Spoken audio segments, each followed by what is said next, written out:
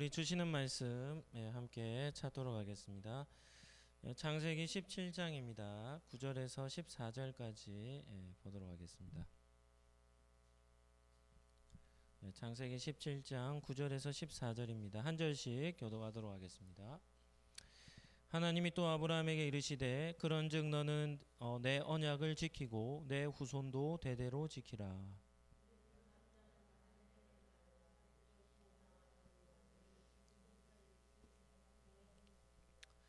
너희는 포피를 베어라. 이것이 나와 너희 사이의 언약의 징표니라.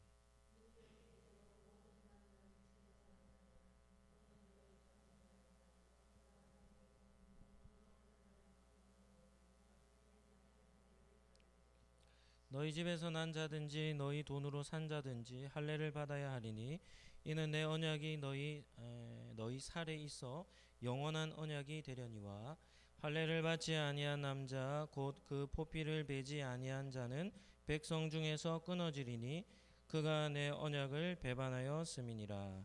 아멘. 오늘은 창세기 17장 말씀을 가지고 증거 두 번째 시간 할례라는 제목으로 말씀을 잠시 나누도록 하겠습니다. 한번 따라하겠습니다. 푸르른 성도는 언약 안에 머뭅니다. 오늘 2023년 두 번째 기도의 시간입니다. 우리 옆에 있는 분들에게 이렇게 한번 축복하죠. 기도의 사명을 잘 감당합시다. 우리 기도자 한 사람은 10명 몫을 감당한다 했습니다. 그래서 우리 상록교회는 기도의 시간이 두 군데밖에 없습니다. 새벽 기도회와 수요 기도회밖에 없습니다.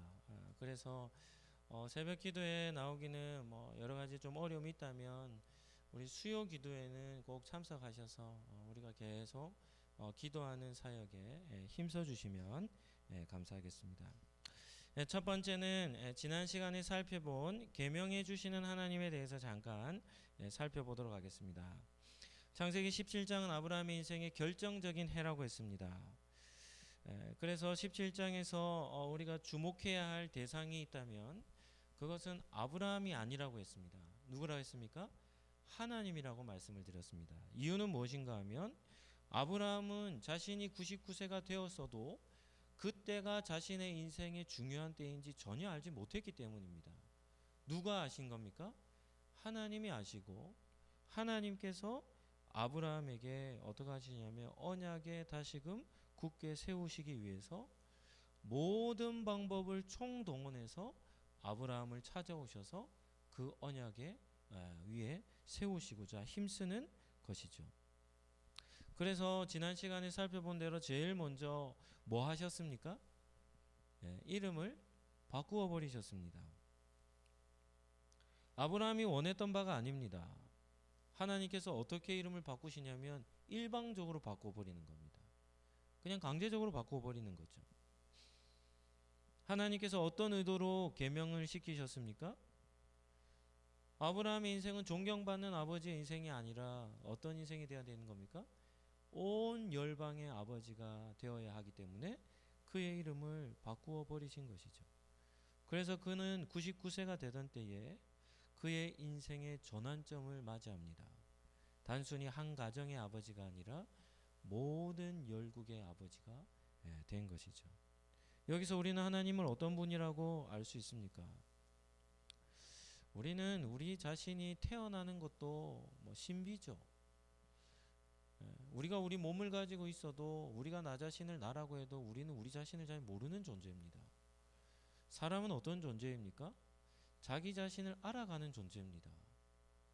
내가 무엇을 잘하는지, 내가 어떻게 삶을 살아야 하는지 다 모릅니다. 그런데 우리는 자기 자신을 나라고 생각하며 자기 스스로 자신의 인생을 개척해 나가려고 힘을 쓰죠. 더욱이 미래에 대해서는 전혀 알지 못합니다. 그런데 오늘 본문에 보면 우리 하나님은 어떤 분이십니까? 우리 하나님은 인생의 전 인생을 다 아시는 분이십니다. 아브라함의 과거도 아브라함의 현재도 무엇도요? 아브라함의 미래도 다 아는 것이죠. 아브라함의 미래 정도가 아니라 아브라함을 통해 행하실 수천 년의 미래까지도 하나님은 다 보고 계시는 것이죠.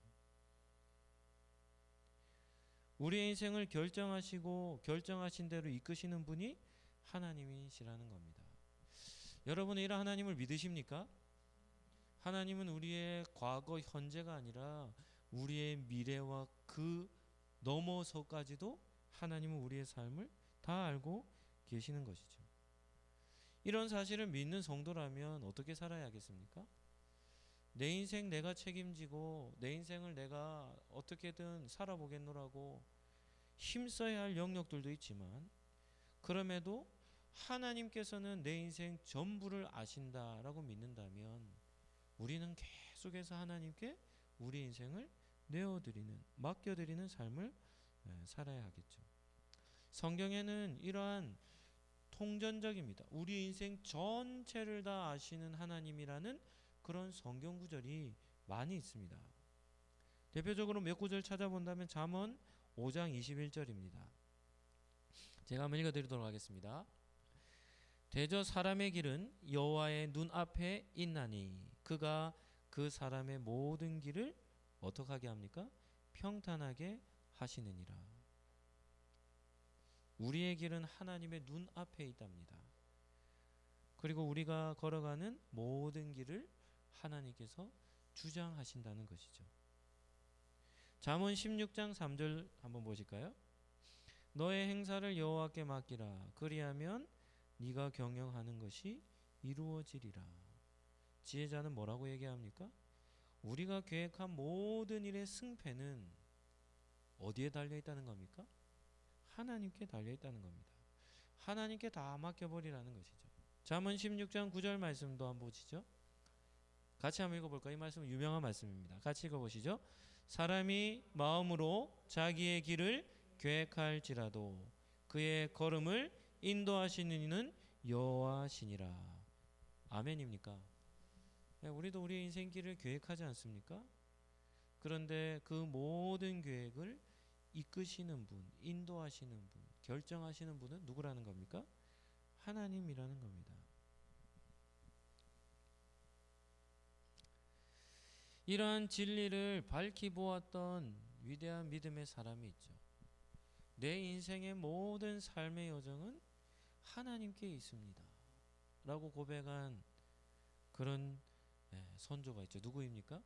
다윗입니다. 다윗. 우리가 너무나도 잘 아는 다윗의 신앙 고백 있잖아요. 여호와는 나의 목자이시니 내게 부족함이 없습니다. 자신의 삶 전체를 하나님께서 이끄신다고 믿는 사람만이 고백할 수 있는 고백이죠. 위대한 고백입니다. 위대한 고백. 하나님이 나의 인생의 목자가 되시면 내게 부족함이 없습니다. 다윗이 시편 23편에 이렇게 말합니다. 내 잔이 어떻게 된다는 겁니까? 넘치나이다.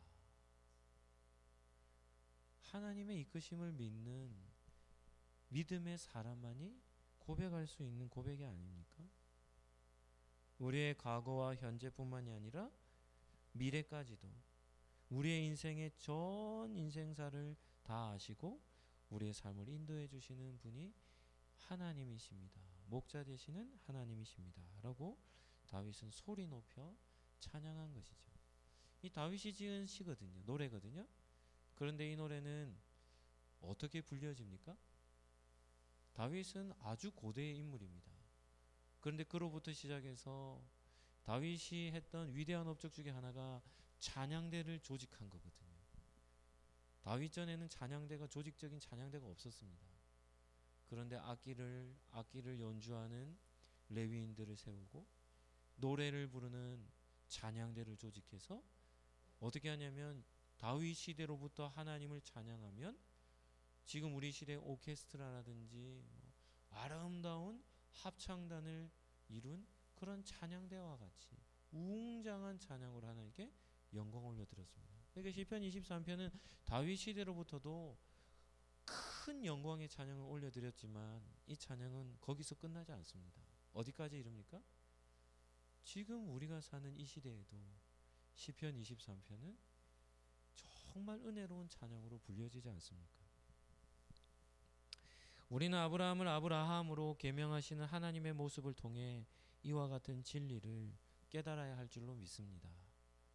인생길이 막힐 때마다, 인생길이 계획대로 풀리지 않을 때마다, 어디로 가야 할지 앞길이 보이지 않을 때마다 우리는 하나님을 경외함으로 우리 인생길을 그분께 맡겨 드리는 것이죠.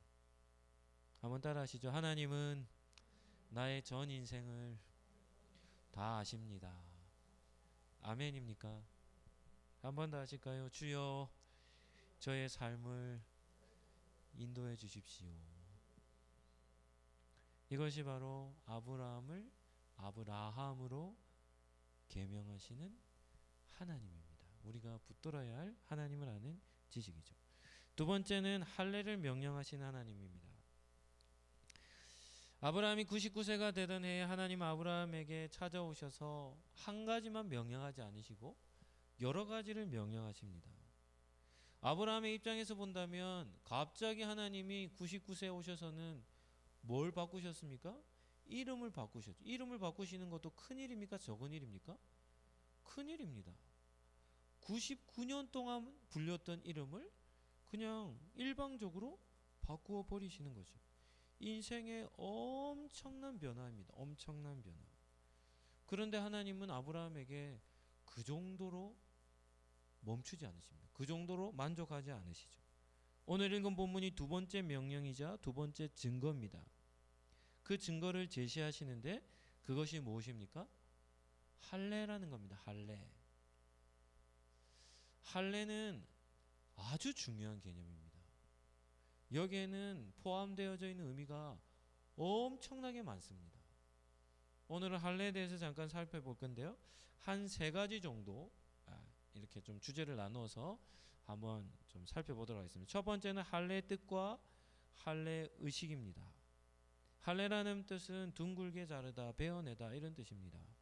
오늘 읽은 본문 11절 12절 보시죠. 너희는 포피를 베어라. 이것이 나와 너희 사이의 언약의 표징이니라.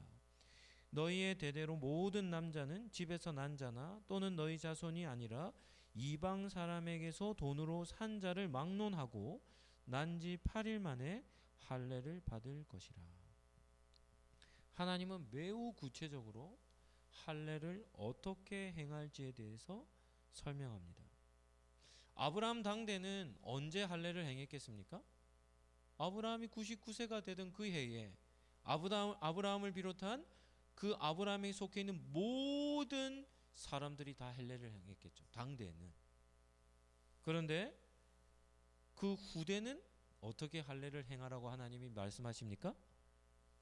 태어난 지 8일 만에 행하라는 겁니다. 질문을 한번 해보시죠. 출생한 지 8일 만에 할례를 행하라는 하나님의 명령은 무슨 뜻이겠습니까? 이런 것도 우리가 좀 생각해 봐야 되지 않겠습니까? 왜 하나님은 아들에게만 해당되는 겁니다? 왜 아들이 태어나면 출생한 지 8일 만에 할례를 행하라고 명령하셨겠습니까? 이유는 간단합니다. 레위기나 이런 민수기나 보면 사람이 부정하게 되는 일이 있어요. 부정하게 되는 일. 하나님이 보시기에 이건 정말 부정하게 여기시는 일이 있습니다. 대표적인 게 한 두 가지 정도가 되는데 첫 번째는 시체를 만지는 거예요. 시체를. 시체는 죽음의 결과물이거든요. 그래서 시체를 만지면 그 사람은 부정하게 됩니다. 삶을 살아가다가 시체를 만질 일이 있습니까? 없습니까? 있습니다. 언제죠? 가족이 죽었을 경우 시체를 만져야 되죠. 그런 경우 정결케 되는 과정이 어떤가 하면 시체를 만지는 그날로부터 7일 동안 그 사람은 부정하게 여깁니다. 그리고 8일째가 딱 되면 어떻게 하냐면 정결 의식을 통해 다시금 이스라엘 진영으로 들어올 수 있는 겁니다. 시체를 만진 경우라든지 또 다른 경우는 유출병입니다. 피를 흘리는 경우입니다. 피를 보는 경우 역시도 7일 동안 부정한 상태로 여기고 8일째가 되면 어떤 의식을 통해서요? 정결 의식을 통해 다시금 이스라엘 공동체로 들어오게 되는 것이죠. 그런데 이 유출병과 뭐 비슷하게 우리 여성분들 같은 경우면 뭐 이렇게 올경 같은 걸 하지 않습니까? 그러면 여자들 같은 경우 여기서도 피 흘림이기 때문에 여자들에게도 7일 동안 부정하게 됩니다. 그리고는 8일째 정결의식을 통해 다시금 깨끗게 되는 것이죠. 그런데 하나님은 이렇게 출산하는 것도 무엇과 똑같이 여기시냐면 여성들의 월경하는 것과 동일하게 여기는 겁니다. 그래서 출산을 한 경우면 며칠 동안요? 7일 동안 부정한 상태에 놓이게 돼요. 그래서 8일째가 되면 정결의식을 통해 다시금 깨끗하게 정결한 몸으로 다시금 회복이 되는 겁니다. 보시죠. 출생한 지 8일 만에 할례를 행하라는 말은 무슨 뜻이겠습니까? 태어난 아이 역시도 어떻게 됩니까? 7일 동안 부정한 상태에 놓이게 돼요. 그리고는 8일째가 되면 깨끗하게 씻어 어떻게 됩니까? 정결케 되는 겁니다. 그러니까 이 8일째부터 어떻게 되냐면 이스라엘 공동체에 공식적으로 들어오게 되겠죠. 그러면 그 8일째 할례를 행하라는 말은 무슨 뜻입니까? 그 아이가 출생하자마자 정결의식을 통해 깨끗하게 되는 그 순간 뭐부터 행하라는 겁니까? 제일 먼저 할례를 행하라는 겁니다. 곧바로 할례부터 행하라는 것이죠. 여기서 우리는 무엇을 깨달을 수 있습니까? 하나님은 출생한 사람의 의사와 전혀 상관없이 아브라함의 후손이라고 한다면 누구나 태어나자마자 뭐부터 하는 겁니까? 할례를 행해 하나님의 백성 삼으시겠다는 겁니다. 한번 생각해 보시죠. 어떤 은혜입니까? 어떤 은혜입니까? 큰 은혜가 아닙니까? 엄청나게 큰 은혜가 아닙니까? 한 사람이 자기 정체성을 확립하기도 전에 그가 아브라함의 후손이라면 하나님은 어떻게 하시냐면 출생하자마자 뭘요? 할례를 행함으로 이렇게 말하는 겁니다. 너는 내 아들이다. 너는 내 딸이다. 너는 내 소유다. 그 아이가 자기 정체성을 확립하기도 전에 출생하자마자 하나님은 그를 당신의 소유로 삼으시겠다는 겁니다. 큰 은혜입니까? 작은 은혜입니까? 엄청난 은혜가 아니겠습니까? 하나님은 그만큼 아브라함과 더불어 그의 후손을 어떻게 대하시냐면 특별 대우하시는 겁니다. 특별 대우. 그뿐만이 아닙니다. 아브라함에게 속한 모든 남자들도 그와 같이 여기시는 것이죠. 12절 말씀 다시 한번 보실까요?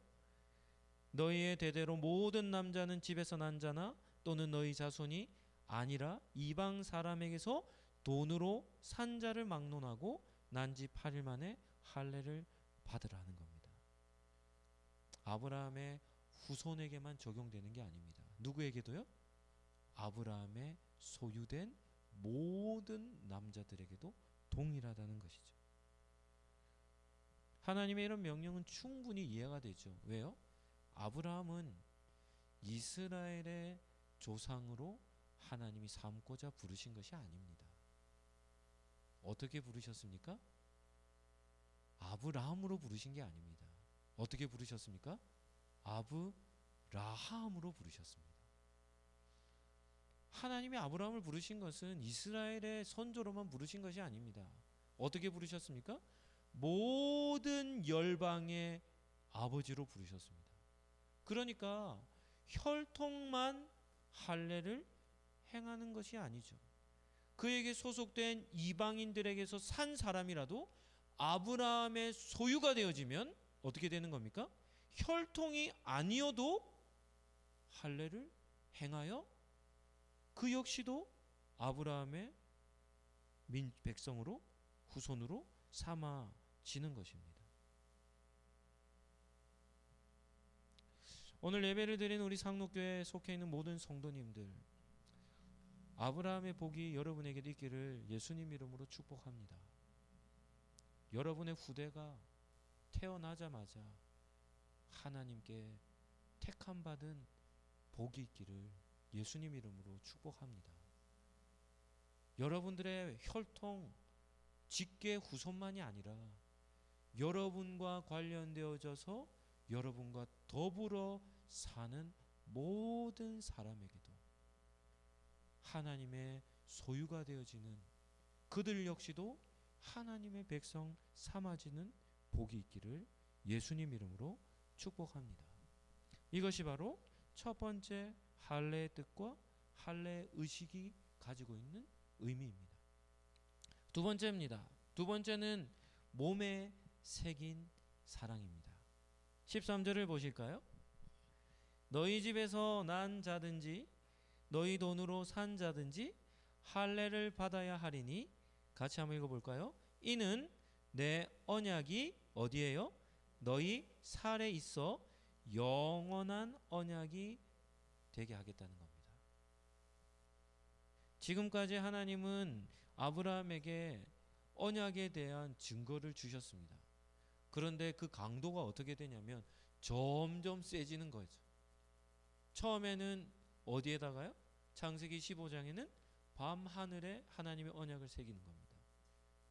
하늘의 별과 같이 너의 후손이 많아질 것이다. 그 다음에 17장 앞부분에서는 어디다 새깁니까? 아브라함의 이름에다가 새기죠. 이름에다가. 이름은 무엇을 뜻한다 했습니까? 그의 인격과 그의 전 인생을 담는다 했죠. 그의 이름에 하나님의 약속을 새기셨는데, 이제는 이름도 아니라 어디에 하나님의 약속을 새깁니까? 그의 몸에다가 새기는 겁니다. 몸에. 그의 살에다가 새기는 것이죠. 여러분은 몸에 이런 상처를 입은 흔적이 있습니까? 상처는 어떻죠? 상처는 한번 몸에 생기면 없어집니까? 안 없어집니까? 없어지지 않습니다. 뭐 이렇게 팔을 다쳤든지 이런 어떤 사람들 보면 수술한 흔적이 어떠냐면 크게 있어요. 근데 그것은 얼마나 갑니까? 평생 갑니다. 평생 가죠. 그래서 그 수술의 흔적만 딱 보면 뭐가 떠오르게 되는 겁니까? 사고 난 것이 떠오르게 되는 거죠. 큰 상처일수록 어떻게 됩니까? 더 크게 기억이 되지 않겠습니까? 똑같습니다. 할례가 한 역할이 이와 똑같죠. 할례의 흔적을 볼 때마다 무엇을 기억할 수 있는 겁니까? 하나님과 맺은 언약을 기억할 수 있는 겁니다. 하나님은 몸에 상처를 내세요.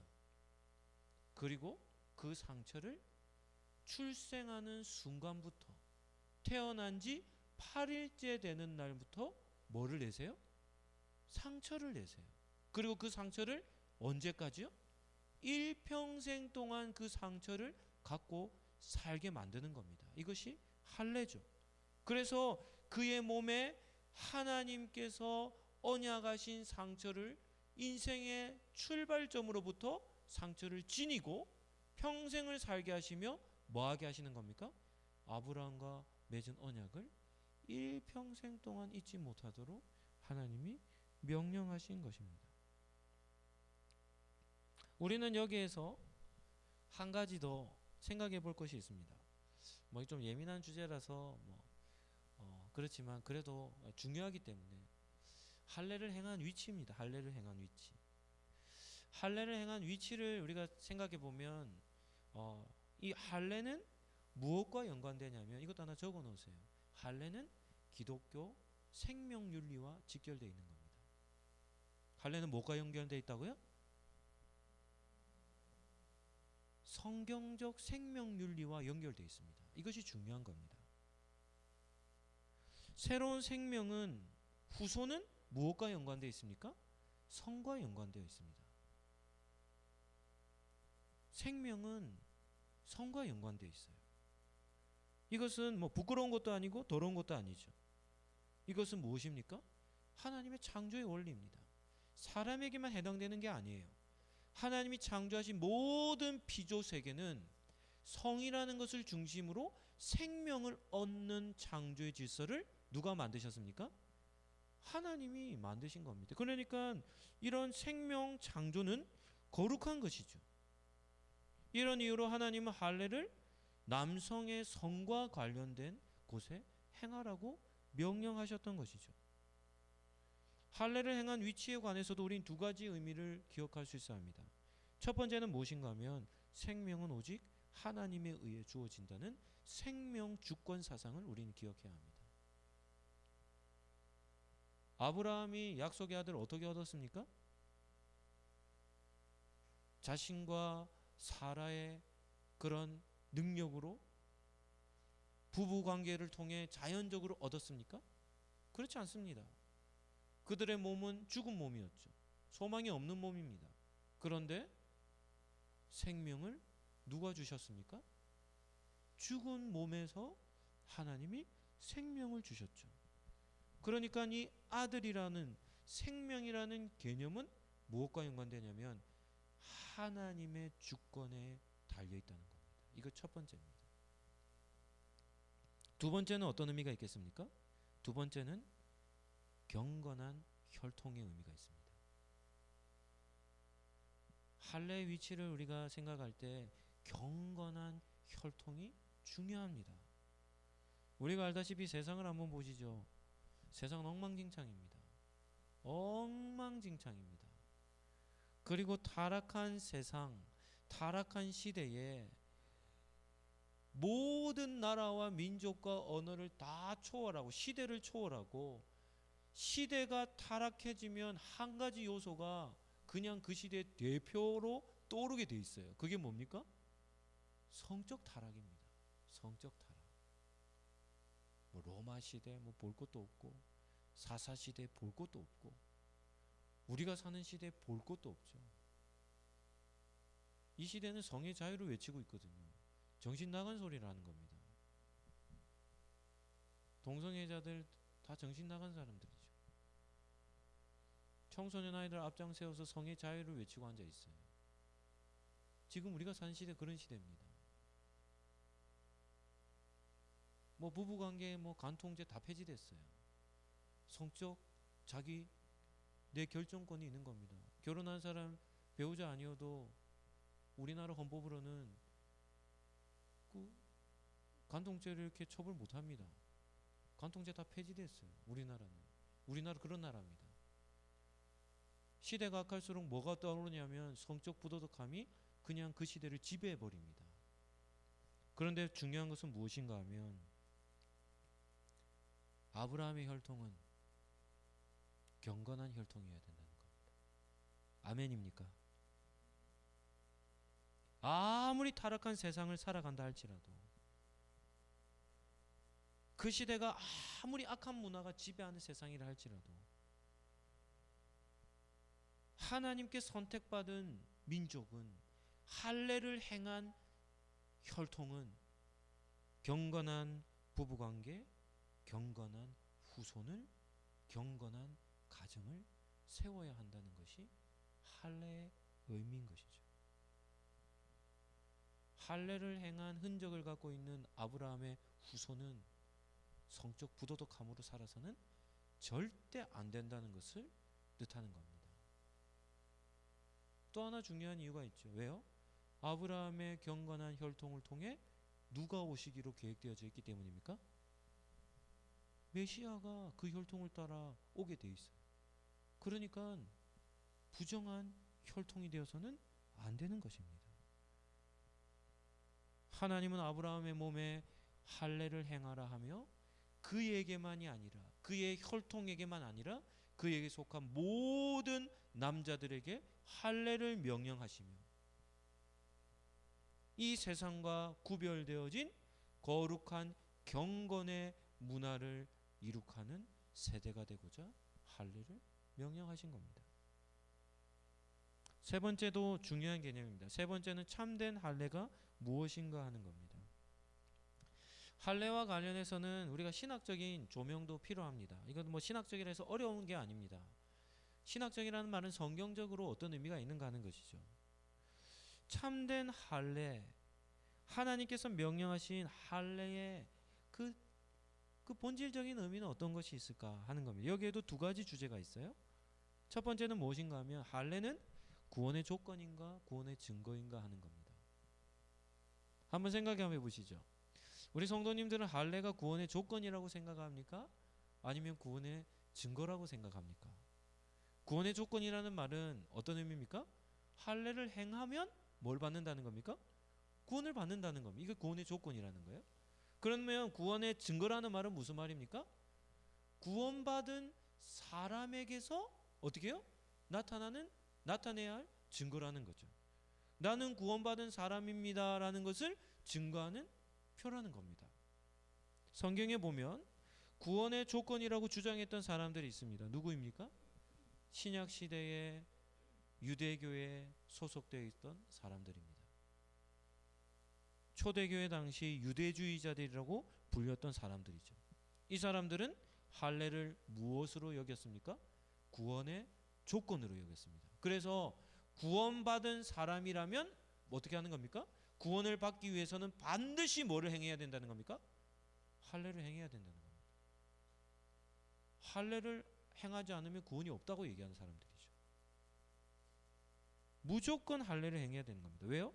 구원의 조건이기 때문입니다. 그런데 이들이 한 가지 알지 못했던 것이 있어요. 그것이 무엇인가 하면 아브라함이 할례를 받았던 때입니다. 아브라함은 언제 할례를 받았습니까?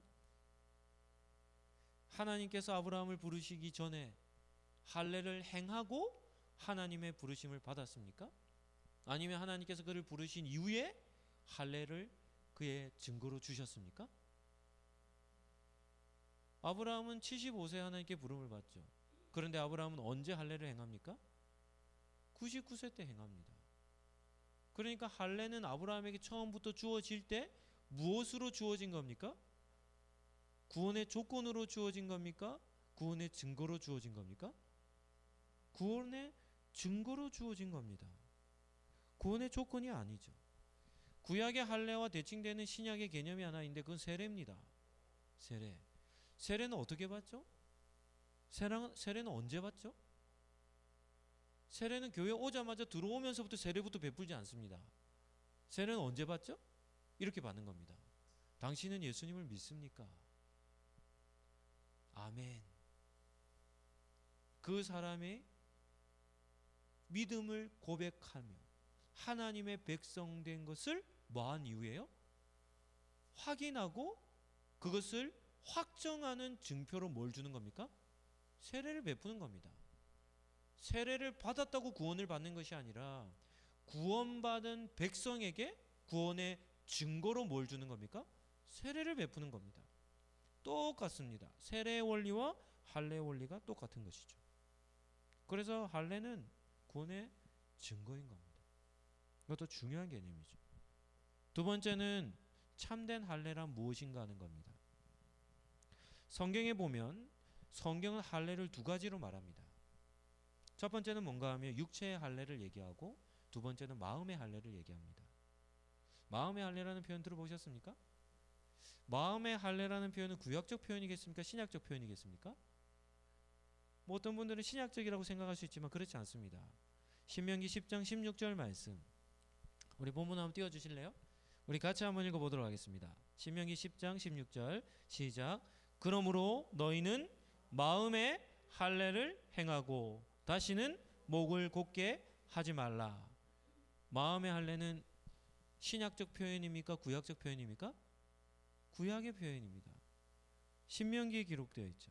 모세가 이스라엘 백성을 향하여 마지막 전한 메시지인 신명기의 마음의 할례라는 표현이 나오는 겁니다. 그러면 마음의 할례란 무슨 뜻이겠습니까? 마음의 할례는 믿음과 관련되어 있습니다. 믿음과. 하나님께서 아브라함에게 몸의 할례를 행하라고 명령하신 것은 하나님과 맺은 언약을 어떻게 하라고요? 믿고 흔들리지 말라는 근거 하에 어떻게 행하는 겁니까? 몸의 할례를 행하는 겁니다. 다시 말하면 마음의 할례를 근거로 몸의 할례를 행하게 하신 것이죠. 언약에 굳게 서라는 겁니다. 그 언약을 믿으라는 겁니다. 이 믿음이 무슨 할례입니까? 마음의 할례죠. 그 믿음을 근거로 무엇을 하는 겁니까? 육체의 할례를 행하는 겁니다. 그래서 14절을 보실까요? 14절에 보면 할례를 받지 아니한 남자 곧 그 포피를 베지 아니한 자는 같이 한번 읽어보실까요? 백성 중에서 어떻게 된다는 겁니까? 끊어진다는 겁니다. 그가 내 언약을 뭐 했기 때문입니까? 배반했기 때문입니다. 여기서 몸의 할례를 행하지 않은 것은 그냥 몸의 포피를 베지 않은 것이 아니라 뭐 하지 않은 겁니까? 하나님의 언약을 믿지 않은 것이죠. 그러니까 믿지 않으니까 하나님의 백성에게서 어떻게 되는 겁니까? 끊어지는 것이고 하나님께 반역하게 되는 것입니다. 몸의 할례는 단순히 몸의 할례를 뜻하는 것이 아닙니다. 하나님의 언약을 믿는 믿음의 증거, 마음의 할례로부터 나타나는 증거가 육체의 할례라는 것이죠. 그래서 참된 할례는 무엇입니까?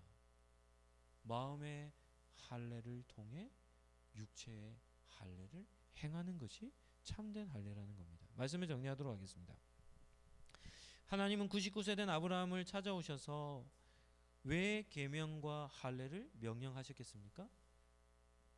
이유는 아브라함이 한번 보시죠. 하나님의 언약은 여기 있는데 아브라함이 어디 있냐면 저기 있는 겁니다. 저. 하나님의 언약은 여기 있는데 아브라함이 99세에 어떻게 살고 있냐면 언약에서 떨어져 있는데 얼마나 떨어졌냐면 너무 멀리 떨어져 있는 겁니다. 너무 멀리 떨어져 있는 겁니다. 우리가 다음 시간에 살펴보면 아브라함의 현 주소를 알 수 있어요. 너무 멀리 떨어져 있는 거죠. 그래서 하나님이 아브라함을 어떻게 하시냐면 이름을 바꾸어서 언약으로 땡기시는 거예요. 이렇게. 그리고 몸에 어떻게 해요? 살을 베게 하심으로 어떻게 하냐면 언약으로 다시금 땡기시는 겁니다. 이렇게. 하나님은 모든 방법을 다 동원해서 언약에서 너무나 멀리 떨어져 있던 아브라함을 어떻게 하시냐면 다시금 언약 앞으로 세우시는 것이죠. 내가 내 언약을 나와 너 사이에 두어 너를 크게 번성하리라. 이 땅을 너와 내 후손에게 주어 영원한 기업이 되리라는 이 약속, 이 언약에 하나님은 어떻게 하시냐면 아브라함을 다시금 세우시고자 하나님 온 힘을 쓰고 계시는 겁니다. 이런 본문을 통해서 우리는 어떤 하나님을 볼 수 있습니까? 한번 따라 하시죠. 우리의 믿음이 흔들릴 때면 우리를 찾아오셔서 모든 방법을 다 동원하여 다시금 우리의 믿음을 세우십니다. 감사해야 될 거죠. 우리가 엉뚱한 데서 언약에서 말씀에서 벗어나 살고 있으면 하나님이 우리를 찾아오셔서 다시금 언약 앞에 말씀 앞에 서도록 하나님은 우리를 일으켜 세워주시는, 굳게 붙들어 주시는 하나님을 우리는 보게 되는 겁니다. 우리 상록교회는 지난 연말부터 시작해서 창세기 17장 말씀을 가지고 아브라함에게 주신 약속을 우리에게 주신 약속의 말씀으로 삼고 지금 계속해서 수요일마다 그 말씀을 붙들고 기도하고 있습니다. 한번 따라하겠습니다. 상록교회를 통해 큰 민족이 일어나게 될 줄 믿습니다. 아멘입니까? 한번 더 하시죠. 상록교회를 통해 민족의 지도자들이 배출될 줄 믿습니다. 아멘입니까? 또 한 번 더 하시죠. 상록교회가 머물러 있는 중동 땅이 우리의 영원한 기업이 될 줄 믿습니다. 아멘입니까? 네가 발로 밟고 있는 그 땅을 너와 내 후손에게 영원히 주리라는 그 약속을 우리도 붙들고 우리 상록교회가 세워져 있는 이 해운대 중동 땅이 우리에게 주신 영원한 기업이 될 줄로 믿습니다. 그리고 우리는 또 한 가지 더 붙들고 기도하고 있죠. 2023년이 상록교회의 결정적인 한 해가 되기를 기도하고 있지 않습니까? 한번 보시죠. 가능하겠습니까? 불가능합니다. 불가능하게 보입니다. 가능하게 보입니까? 불가능하게 보입니다. 우리에게는 그럴 만한 능력이 없습니다. 우리의 상태도 뭐 아브라함과 비슷하지 않습니까? 그렇기 때문에 우리는 창세기 17장 1절을 붙들어야 할 수밖에 없는 거죠. 죽은 몸에서 생명을 낳게 하신 그 하나님의 전능하신 능력이라면, 그 능력만이라면, 그 능력이라면 우리는 그 약속이 우리에게 성취될 줄 믿을 수 있는 것이죠. 이 약속을 붙들었으면 좋겠습니다. 이 네 가지 기도 제목, 우리의 기도 제목으로 삼았으면 좋겠습니다. 우리 상록교에 속해 있는 모든 성도들이 이 말씀을 붙들고 일어서면 좋겠지만 괜찮습니다. 누구만 붙들어도 되겠습니까? 기도자만이라도 붙들면 되는 줄로 믿습니다. 왜요? 우리 한 사람이 10명 몫을 감당하면 되거든요. 그러면 우리 상록교회 어떻습니까? 감당할 수 있습니까? 없습니까? 충분히 감당할 수 있습니다.